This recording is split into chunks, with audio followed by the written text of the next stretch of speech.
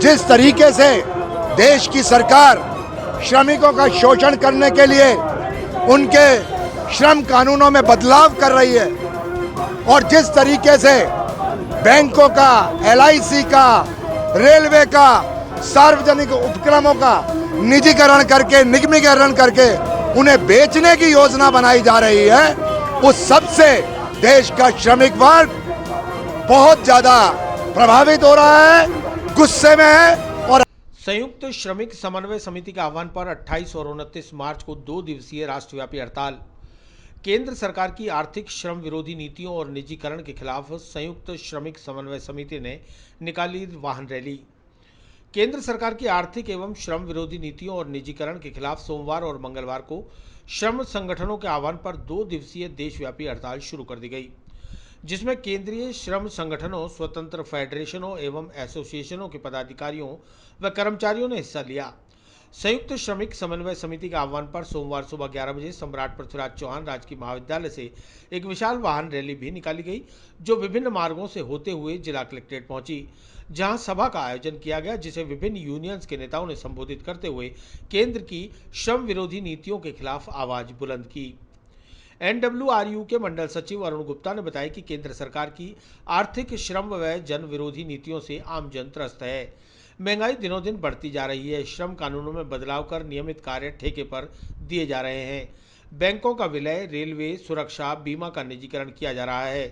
न्यूनतम वेतनमान निर्धारित नहीं किया जा रहा। इनके खिलाफ बैंक, बीमा व अन्य संगठनों के कर्मचारी देशव्यापी हड़ताल कर रहे हैं। सभा के बाद श्रमिक संगठनों के नेताओं के प्रतिनिधिमंडल ने जिला कलेक्टर को प्रधानमंत्री के नाम ज्ञापन सौंपकर कार्रवाई की मांग की। साथ ही चेतावनी दी कि यदि जल्द ही मांगों पर कोई सकारात्मक निर्णय नहीं लिया गया तो अनिश्चितकालीन हड़ताल भी की जाएगी।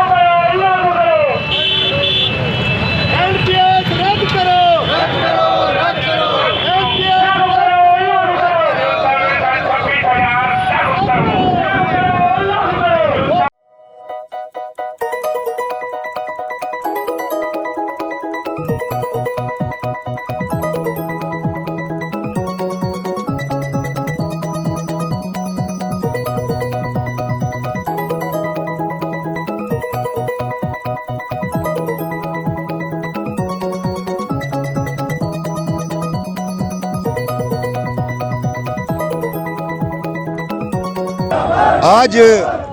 पूरे भारतवर्ष में सभी राष्ट्रीय श्रमिक दल, श्रमिक संगठन एक आवाज में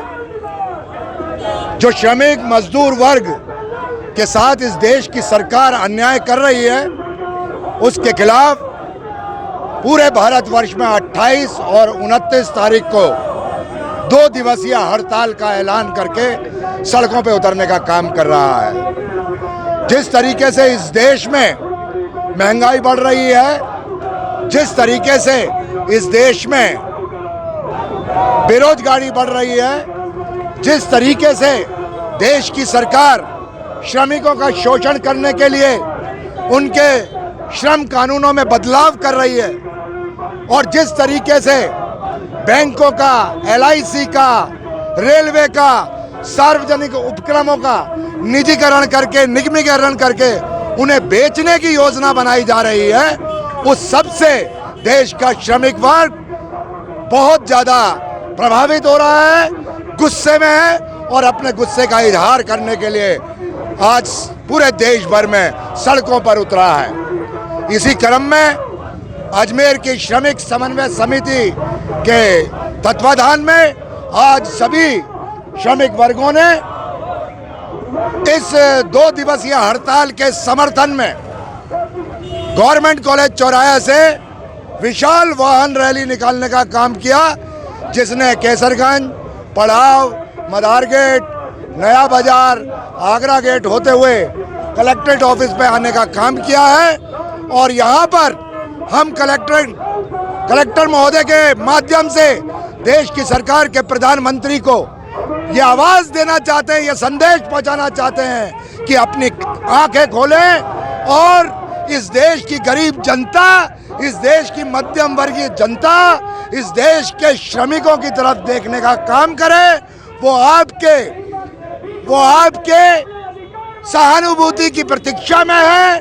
वो अपने अधिकार और हकों के लिए लड़ रहा है, उसकी तरफ भी अपना ध्यान देने का काम करें और उनकी जायज़ मांगों को पूरा करने का काम करें। और अगर उनकी जायज़ मांगों को अनदेखा किया गया, उन्हें पूरा नहीं किया गया, तो निश्चित रूप से आज देश में 2 दिवसीय